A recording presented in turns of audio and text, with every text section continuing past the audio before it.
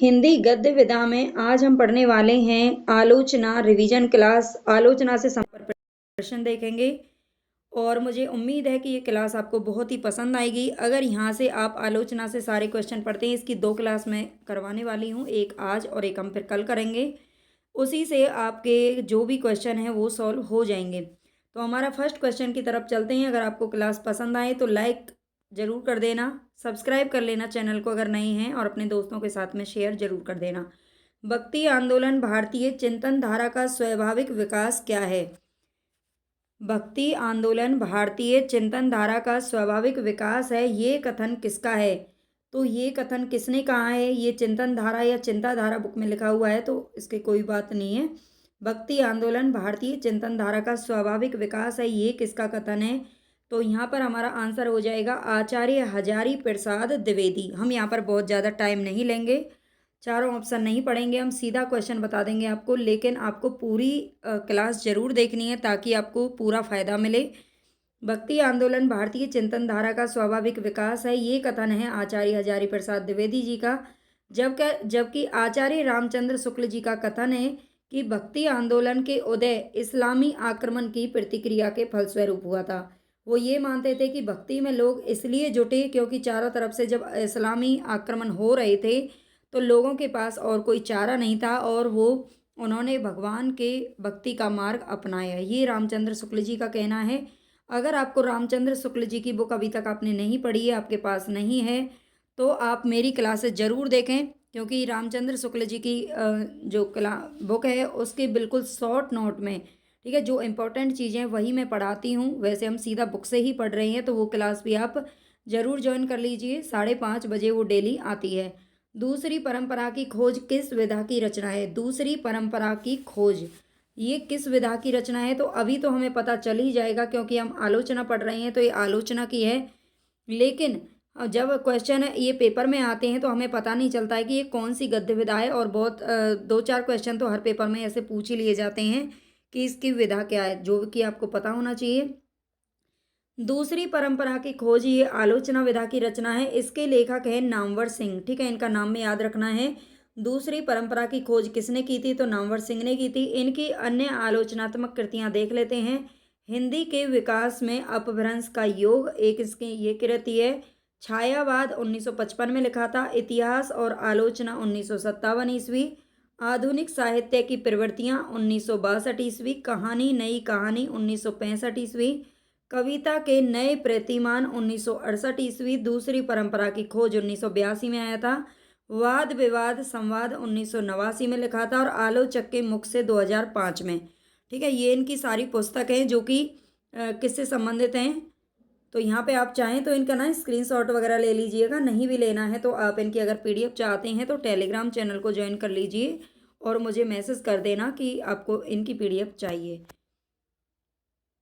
Message यानी कि comment box में लिख देना, वही मैसेज होता है।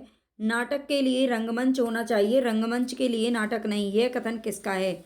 हमें जब हम नाटक लिखते हैं तो नाटक के लिए रंगमंच होना चाहिए, रंगमंच के लिए नाटक नहीं होना चाहिए। ये किसका कथन है, ये हमें बताना है। तो ऐसा किसने बोला था? ये बोला था जयशंकर प्रसाद जी ने। ठीक है, जयशंकर प्रसाद जी का जन्म हुआ था 1889 ईस्वी में, ये भी आपको याद रखना है। और नाटक के लिए रंगमंच होना चाहिए, रंगमंच के लिए नाटक नहीं, ये जयशंकर प्रसाद का कथन है। इसको आपको अच्छे से याद रखना है, इसकी यहाँ पर व्याख्या नहीं है। विख्यात मार्क्सवादी समीक्षक हैं, विख्यात मार्क्सवादी समीक्षक इनमें से कौन से हैं? तो रामविलास शर्मा, शांति प्रिय द्विवेदी, आचार्य रामचंद्र शुक्ल या राम स्वरूप चतुर्वेदी। तो आपको ऐसा लगेगा कि ये रामचंद्र शुक्ल जहाँ पे आ जाता है तो बच्चे समझते हैं इन्हीं से ही आंसर होगा, लेकिन यहाँ पर हमारा करेक्ट ऑप्शन हो जाएगा रामविलास शर्मा। ए ऑप्शन यहाँ पर सही है। रामविलास शर्मा जो हैं ये मार्क्सवादी समीक्षक हैं, इनके बारे में थोड़ा सा देख लेते हैं। डॉक्टर रामविलास शर्मा हिंदी साहित्य के प्रमुख मार्क्सवादी आलोचक हैं, जिन्होंने साहित्य को मानवीय संवेदना का क्षेत्र माना है। उसी के आधार पर साहित्य की इन्होंने परख की थी। इसी कारण उनके प्रिय कवि सूर्यकांत त्रिपाठी निराला, जिन पर उन्होंने निराला की साहित्य साधना नामक 3 खंडों में कृति भी लिखी है। ठीक है, निराला की साहित्य साधना इस नाम से पुस्तक लिखी थी, वो रामविलास शर्मा ने लिखी थी, इसको भी आपको याद रखना है।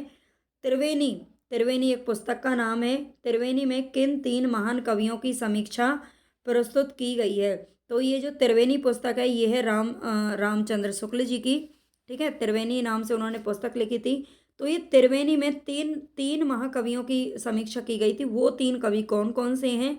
तो हमारा बी ऑप्शन यहाँ पर करेक्ट हो जाएगा, जायसी, सूर और तुलसी, ठीक है। सूरदास, तुलसीदास और मलिक मोहम्मद जायसी, ठीक है। तीनों का नाम आपको याद रखना है। इन तीनों को इन्होंने अपनी त्रिवेणी की पुस्तक में रखा है, ठीक है। त्रिवेणी में भक्ति काल के तीन प्रमुख कवियों जायसी, सूर और शिरोमणि तुलसीदास की रचनाओं की समीक्षा की गई है। ज्ञातव्य है कि 200 आचार्य शुक्ल ने, एक मिनट, यहाँ पे 200 नहीं आएगा, ये कहीं से वैसे ही चिपक गया फालतू का, ठीक है। ज्ञातव्य है कि आचार्य शुक्ल ने संत कबीर की वाणी को काव्य की श्रेणी में न मानते हुए उसकी समीक्षा नहीं की थी। वस्तुतः कबीर को भक्ति काल के हिंदी साहित्य में महत्वपूर्ण स्थान आचार्य हजारी प्रसाद द्विवेदी द्वारा कबीर नामक समीक्षा पुस्तक लिखने के बाद मिला था, ठीक है। कबीर को इतना अच्छा स्थान उन्होंने नहीं दिया है रामचंद्र शुक्ल जी ने, इनको स्थान दिया है कबीर नाम की एक पुस्तक लिख करके आचार्य हजारी प्रसाद द्विवेदी ने। इन्होंने तुलसी, सूरदास और मलिक मोहम्मद जायसी को अपनी पुस्तक में रखा है। मध्यकालीन बोध का स्वरूप, इसके लेखक कौन है? मध्यकालीन बोध का स्वरूप के लेखक कौन है? तो रामचंद्र शुक्ल, सांकरतैन, नामवर सिंह या फिर हजारी प्रसाद द्विवेदी। तो बिल्कुल हमारा डी ऑप्शन यहाँ पर करेक्ट हो जाएगा। हजारी प्रसाद द्विवेदी ने लिखा था मध्यकालीन बोध का स्वरूप। ये सब इनकी आलोचना विधा की पुस्तक है, इनको भी याद रखना है।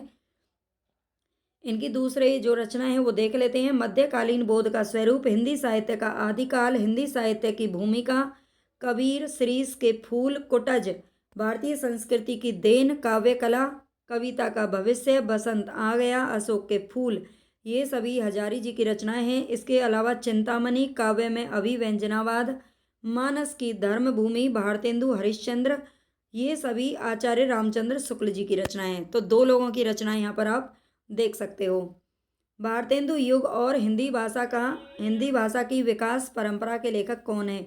भारतेंदु युग और हिंदी भाषा की विकास परंपरा, इसके लेखक कौन है ये आपको बताना है। डॉक्टर नामवर सिंह, लक्ष्मीकांत वर्मा, विजय देव नारायण साइयर, रामविलास शर्मा। तो हमारा ऑप्शन हो जाएगा यहाँ पर डी, रामविलास शर्मा ने लिखा था भारतेंदु युग और हिंदी भाषा की विकास परंपरा।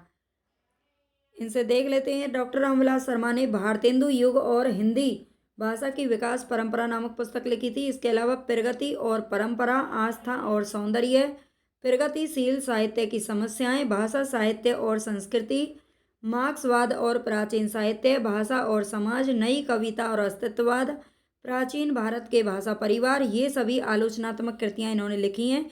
आप चाहें तो साथ के साथ अपने नोट्स भी बना सकते हैं। इस तरह की व्याख्या क्लास से आपके नोट्स बन जाएंगे। एक तरीके से ये थ्योरी मतलब कंटेंट आपको दिया हुआ है, इससे आपके अच्छे से नोट्स आप बना पाओगे। कहानी और नई कहानी, कविता के नए प्रतिमान, छायावाद, दूसरी परंपरा की खोज, ये सारी जो आलोचनात्मक कृतियाँ हैं वो हैं डॉक्टर नामवर सिंह की, ठीक है। ये भी आपको याद रखना है। निम्नलिखित में से कौन मार्क्सवादी विचारधारा का आलोचक नहीं है? तो इनमें से कौन है जो मार्क्सवादी विचारधारा के आलोचक नहीं हैं? तो नामवर सिंह, शिवदान सिंह चौहान और रामविलास शर्मा तीनों हैं, लेकिन जो विजयदेव नारायण साई हैं ये मार्क्सवादी विचारधारा के अंतर्गत नहीं गिने जाते हैं, ठीक है। इन तीनों का नाम आपको याद रखना है, नामवर सिंह, शिवदान सिंह चौहान और रामविलास शर्मा। यहाँ पर आप देख सकते हैं डॉक्टर नामवर सिंह, डॉक्टर रामविलास शर्मा, शिवदान सिंह चौहान, प्रकाश चंद्र गुप्त, अमृत राय, नरेंद्र शर्मा, बहादुर सिंह एवं डॉक्टर देवराज, ये हिंदी के प्रमुख मार्क्सवादी आलोचक हैं, ठीक है। मार्क्सवादी आलोचक में इन सब का नाम आपको लिख लेना है। निम्नलिखित में से किस कृति के लेखक रामविलास शर्मा हैं? तो इनमें से कौन सी कृति है? इनकी रचनाएं अभी हम ऊपर पढ़ चुके हैं। अगर आप ध्यान से पढ़ेंगे तो आपको ये आंसर अच्छे से समझ में आ जाएंगे। कल की जो हमारी क्लास होगी उसमें से शायद मुझे लगता है अभी हमारे कुछ जो आलोचनाकार हैं वो अभी रह गए हैं। तो अभी हम क्या है, आलोचक रह गए हैं, तो उन पर हम और व्याख्या थोड़ी सी देखेंगे, उसके बाद हम वन लाइनर भी करेंगे, ठीक है। आज की जो क्लास है इसमें 25 क्वेश्चन है, लेकिन 25 क्या कम से कम 100 क्वेश्चन आप यहाँ से पढ़ोगे, तो अच्छे से पूरी क्लास देखना। कृति के लेखक रामविलास शर्मा कौन से हैं? तो ये है भाषा और समाज, ठीक है। भाषा और समाज, ये तीनों भी अभी हमने ऊपर पढ़ी हैं, अगर आपको ध्यान हो तो ज़रूर देख लीजिएगा। यहाँ तक आप देख सकते हैं, ये सभी मार्क्सवादी समीक्षक दे रखे हैं, है ना। और भाषा और समाज, निराला की साहित्य साधना, प्रगति और परंपरा, प्रगतिशील साहित्य की समस्याएं, आस्था और सौंदर्य, प्रेमचंद और उनका युग, नई कविता और अस्तित्ववाद, ये सभी डॉक्टर रामविलास शर्मा की कृति हैं जो आपको याद रखनी है। नेक्स्ट क्वेश्चन है हमारे यहाँ पर, आलोचना को भाषाई रीतिबद्धता से उन्होंने वैसे ही मुक्त किया है जैसे निराला ने कविता को छंदों के बंधन से। तो ये कथन किसके संबंध में है? जैसे निराला ने कविता को छंदों के बंधन से मुक्त कर लिया था, वैसे ही किसने आलोचना को भाषाई रीतिबद्धता से मुक्त करवाया है? तो ये करवाया है डॉक्टर रामविलास शर्मा जी ने। ठीक है, इनके बारे में एक कथन है। इनकी यहाँ पर आप कृतियाँ दोबारा से दे रखी हैं, आप चाहें तो इनको पढ़ लीजिएगा, मैं बार बार रिपीट नहीं करना चाहती है ना। वैसे तो रिपीट करने में आप ही की भलाई है, याद हो जाते हैं अच्छे से। अरस्तु का काव्य शास्त्र किसकी रचना है? अरस्तु का काव्य शास्त्र ये किसकी रचना है? तो ये रचना है डॉक्टर नगेंद्र जी की। बी ऑप्शन यहाँ पर हमारा सही हो जाएगा। ठीक है, डॉक्टर नगेंद्र ने लिखा है अरस्तु का काव्य शास्त्र। यहाँ पर और भी इनके ग्रंथ देख लेते हैं। अरस्तु का काव्य शास्त्र, रस सिद्धांत, सुमित्रानंदन पंत। ठीक है, सुमित्रानंदन पंत नामक कृति इन्होंने लिखी है। रीतिकाल की भूमिका, साकेत एक अध्ययन, विचार और अनुभूति, आधुनिक हिंदी नाटक, आधुनिक हिंदी कविता की प्रमुख प्रवृत्तियाँ, कामायनी के अध्ययन की समस्याएं, काव्य में उदात्त तत्व, नई समीक्षा, नई संदर्भ आदि समीक्षा ग्रंथों की रचना सैद्धांतिक आलोचक डॉक्टर नगेंद्र ने की है। काव्य में रूप, सिद्धांत और अध्ययन गुलाब राय का आलोचना ग्रंथ है। रस मीमांसा, बिरमर गीत सार, गोस्वामी तुलसीदास, सूरदास, जायसी, ग्रंथावली, काव्य में रहस्यवाद, ये सभी शुक्ल जी की रचना है। कहानी और नई कहानी, छायावाद, कविता के नए प्रतिमान, दूसरी परंपरा की खोज, इतिहास और आलोचना, ये सभी नामवर सिंह की कृति हैं। ठीक है, ये आपको याद रखनी है। नेक्स्ट है, कविता के नए प्रतिमान के लेखक कौन है? कविता के नए प्रतिमान ये किसने लिखे हैं? तो हमारा राइट ऑप्शन हो जाएगा यहाँ पर डॉक्टर नामवर सिंह। ठीक है, डॉक्टर नामवर सिंह ने ये लिखा है, इसको आप याद रख लीजिएगा। इनकी ये कृतियाँ हैं जो कि बार बार आ रही हैं, ये आपको याद होनी चाहिए। वैसे तो आप इनको दोबारा से पढ़ सकते हो।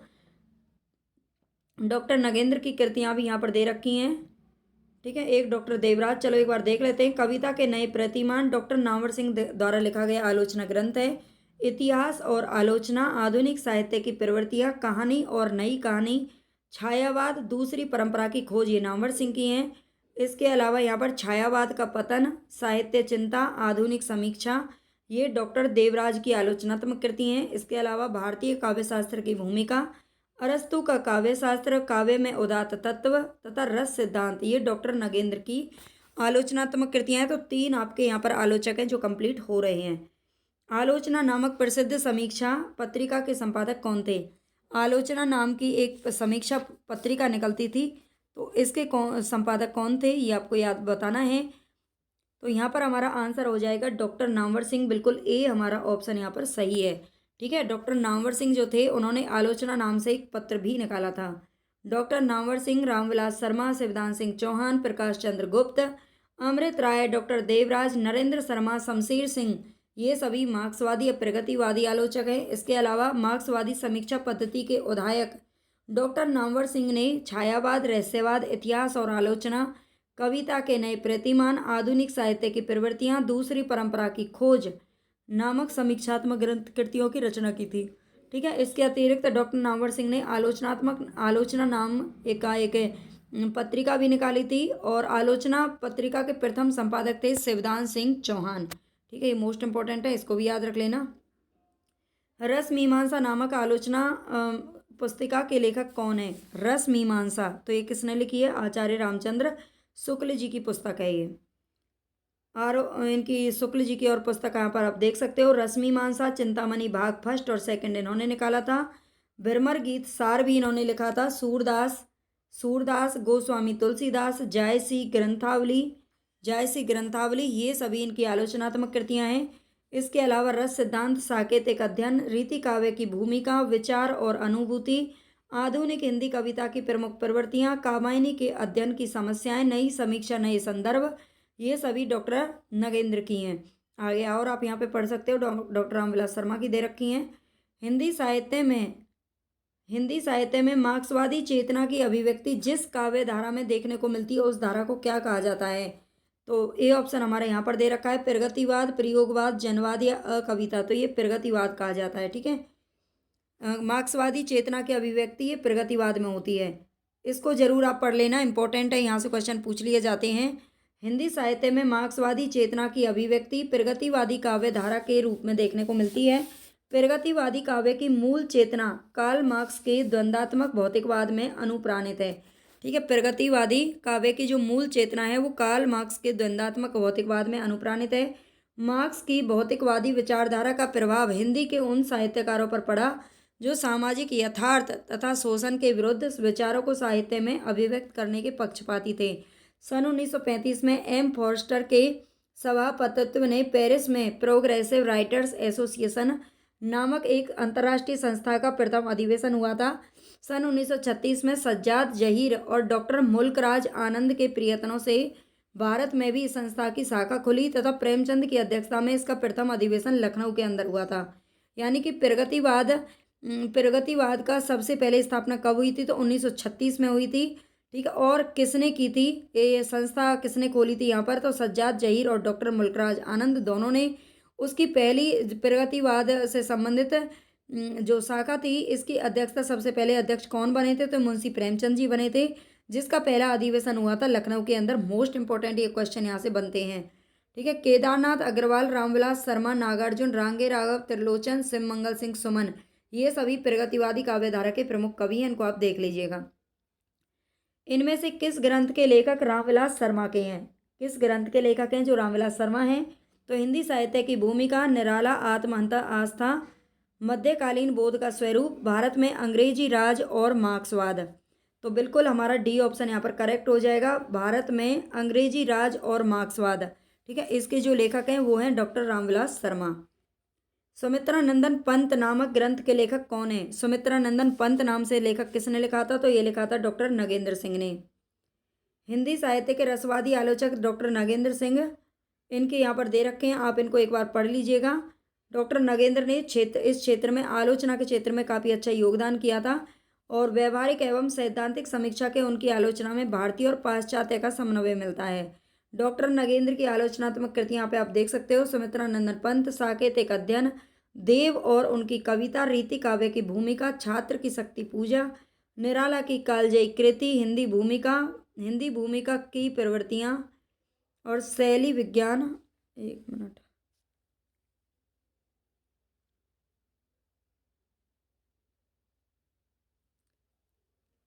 ये यहाँ पर शैली विज्ञान तो नहीं है, कौन सा हम पढ़ रहे हैं? प्रवृत्तियाँ, ये शैली विज्ञान है भाई, सेती नहीं है, शैली विज्ञान, ठीक है। आधुनिक हिंदी कविता की रव्य प्रवृत्तियाँ, कविता की मुख्य प्रवृत्तियाँ हैं ये, मुख्य प्रवृत्तियाँ, ठीक है। भारतीय समीक्षा और आचार्य शुक्ल की काव्य दृष्टि, रस सिद्धांत, नई समीक्षा, नए संदर्भ, कामायनी के अध्ययन की समस्याएं, आधुनिक हिंदी नाटक, भारतीय काव्यशास्त्र की भूमिका, सियाराम शरण गुप्त, काव्य बिंब तथा साहित्य का समाजशास्त्र, ठीक है। ये सारे इनके ग्रंथ हैं, बहुत इंपॉर्टेंट है, याद रखने हैं आपको।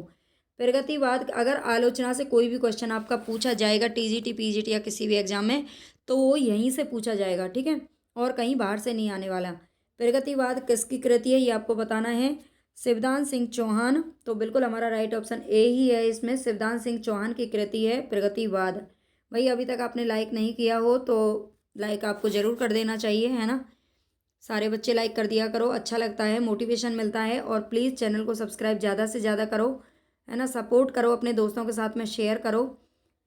मुझे भी काफ़ी बहुत मेहनत करनी पड़ रही है ना। और मैं तो बहुत अच्छा एक आपके लिए मतलब और भी बहुत कुछ करने का सोच रही हूँ, लेकिन अभी नहीं हो पा रहा है क्योंकि उसके लिए बहुत सारा क्या है कि मुझे हेल्प चाहिए आप लोगों की। चलते हैं आगे, हेल्प इतनी सी कर दो अभी आप, क्या कि लाइक, सब्सक्राइब और शेयर ज़्यादा से ज़्यादा कर दिया करो भाई। प्रगतिवाद, साहित्य की परख, साहित्य अनुशीलन, आलोचना के मान, हिंदी साहित्य के 80 वर्ष, साहित्य की समस्याएं तथा परिप्रेक्ष्य को सही करते हुए, आदि हिंदी साहित्य के प्रमुख मार्क्सवादी प्रगतिवादी आलोचक यानी कि शिवदान सिंह चौहान की एक कृतियाँ हैं जो आपको लिखनी है, अपने एक डायरी वगैरह जो भी है आप बना लीजिए और वहाँ पर लिख लीजिए। प्रकाश चंद्र गुप्त की भी देख लेते हैं, ये भी पूछे जाते हैं। छायावाद का पतन, साहित्य चिंता, आधुनिक समीक्षा तथा प्रतिक्रियाएं, ये डॉक्टर देवराज की कृतियां हैं। इसके अलावा नया हिंदी साहित्य, आधुनिक हिंदी साहित्य, ये दोनों, आधुनिक हिंदी साहित्य एक दृष्टि, हिंदी साहित्य की जनवादी परंपरा तथा साहित्य धारा, ये प्रकाश चंद्र गुप्त की आलोचना है। ठीक है। जबकि नई समीक्षा, सहचिंतन, आधुनिक भावबोध की संज्ञा तथा विचारधारा और साहित्य, ये अमृत राय मुंशी प्रेमचंद जी के बेटे का नाम था। प्रसाद पंत और मैथिली शरण नामक निबंध संग्रह किसका है? यहाँ पर यह निबंध के नाम से पूछा गया है, लेकिन ये आलोचना के अंदर ही दे रखा है, इसलिए हमने ले लिया। ये दिनकर जी की है, रामधार सिंह दिनकर ने लिखा था, प्रसाद पंत और मैथिली शरण गुप्त। ठीक है। और इनके दूसरे जो ग्रंथ है वो भी देख लेते हैं। अर्धनारीश्वर, रेती के फूल, राष्ट्रीय भाषा और राष्ट्रीय साहित्य, ये इनके निबंध ही हैं, रामधारी सिंह दिनकर के। एक क्वेश्चन है जो निबंध से आ गया है। कामायनी को मानवता के रसात्मक इतिहास की संज्ञा किसने प्रदान की है? कामायनी को मानवता के रसात्मक इतिहास की संज्ञा किसने प्रदान की है? तो यहाँ पर हमारा राइट ऑप्शन हो जाएगा नंद दुलारे वाजपेयी। ठीक है, नंद दुलारे वाजपेयी जी ने की है। आचार्य नंद दुलारे वाजपेयी ने छायावादी काव्य की विस्तृत समीक्षा करते हुए इस काव्य धारा को प्रतिष्ठित करने में महत्वपूर्ण योगदान दिया है। जयशंकर प्रसाद नामक समीक्षात्मक कृति में नंद दुलारे वाजपेयी ने जयशंकर प्रसाद की कामायनी को मानवता के इतिहास की संज्ञा प्रदान की। आचार्य शांति प्रिय द्विवेदी ने कामायनी को छायावाद का उपनिषद कहा है। ठीक है, कामायनी को छायावाद का उपनिषद किसने कहा है? तो ये शांति प्रिय द्विवेदी ने कहा है। मोस्ट इंपॉर्टेंट है क्वेश्चन। महाकवि सूरदास, ये किसकी आलोच्य कृति है? अभी सूरदास नाम से तो हम ऊपर पढ़ चुके थे। ये महाकवि सूरदास, देखते हैं क्या ये उन्हीं की है जिन्होंने सूरदास लिखा है? तो नहीं, ये आंसर आ जाएगा यहाँ पर नंद दुलारे वाजपेयी का। ठीक है, महाकवि सूरदास किसने लिखा है? तो ये आचार्य नंद दुलारे वाजपेयी जी ने लिखा है। इनकी अन्य ग्रंथ देख लेते हैं। हिंदी साहित्य 20वीं शताब्दी, जयशंकर प्रसाद, प्रेमचंद। आधुनिक साहित्य महाकवि सूरदास, आधुनिक साहित्य अलग है और महाकवि सूरदास अलग है। महाकवि निराला, नई कविता, कवि सुमित्रानंदन पंत। रस सिद्धांत साहित्य का आधुनिक युग, आधुनिक साहित्य सृजन और समीक्षा, रीति और शैली, नए साहित्य नए प्रश्न, ये सभी नंद दुलारे वाजपेयी की आलोचनात्मक कृतियाँ हैं जो आपको याद रखनी है।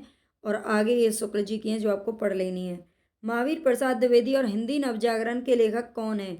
महावीर प्रसाद द्विवेदी और हिंदी नवजागरण के लेखक कौन है? तो रामविलास शर्मा, नामवर सिंह, डॉक्टर नगेंद्र या नंद दुलारे वाजपेयी। तो हमारे यहाँ पर कौन सा आंसर है जो सही हो जाएगा? रामविलास शर्मा ने लिखा है। निराला की साहित्य साधना आलोचना कृति के कितने भाग हैं? अभी एक क्वेश्चन ऐसा आया था हमारा ऊपर, और इसमें 3 भाग हैं जो कि किसके द्वारा लिखी गई है? निराला की साहित्य साधना तो ये रामविलास शर्मा जी के द्वारा लिखी गई है। बहुत देर से हम इनको पढ़ रहे हैं, है ना। इतने में क्या है कि हम आपको क्लास में ही सारी जो विधाएं हैं वो याद हो जानी चाहिए। 2-3 बार आप मतलब वीडियो को भी देख लेंगे ना, तो भी आपको जो कृतियाँ हैं वो याद हो जाएंगी। हिंदी के काव्य भाषा परक समीक्षक का नाम क्या है? हिंदी के काव्य भाषा परक समीक्षक कौन है? तो यहाँ पर हमारा राइट ऑप्शन हो जाएगा राम स्वरूप चतुर्वेदी। ठीक है, राम स्वरूप चतुर्वेदी जी हैं जो काव्य भाषा परक समीक्षक हैं। यहाँ पर देख लेते हैं थोड़ा सा। डॉक्टर राम स्वरूप चतुर्वेदी समकालीन आलोचना साहित्य के प्रमुख लेखक हैं। वे समीक्षा में भाषा प्रयोग की विवेचना को महत्वपूर्ण मानते हैं। साहित्य की समीक्षा में भाषा को सर्वाधिक विश्वसनीय साधन मानने के कारण ही वे हिंदी के काव्य भाषा परक समीक्षक माने जाते हैं। नेक्स्ट क्वेश्चन है यहाँ पर, कबीर, बाज कपोत और पपिया भी, इसके रचनाकार कौन है? कबीर कौन है? बाज, कपोत और पपिया तीनों बता दिया किसने? धर्मवीर। ये डॉक्टर धर्मवीर का ग्रंथ है। ठीक है, ये धर्मवीर का ग्रंथ है, वो धर्मवीर भारती नहीं है। ठीक है, ये धर्मवीर अलग हैं, डॉक्टर धर्मवीर के नाम से जाने जाते हैं जो आलोचक थे। तो हमारे यहाँ पर 25 क्वेश्चन है जो कि कंप्लीट हो चुके हैं। अगर आपको क्लास पसंद आई हो तो प्लीज़ भाई, आपको आपकी विद्या की कसम है कि लाइक, सब्सक्राइब और शेयर करे बिना बिल्कुल मत जाना। ठीक है, अगर सुन रहे हो तो ज़रूर कर दीजिए। ओके, धन्यवाद।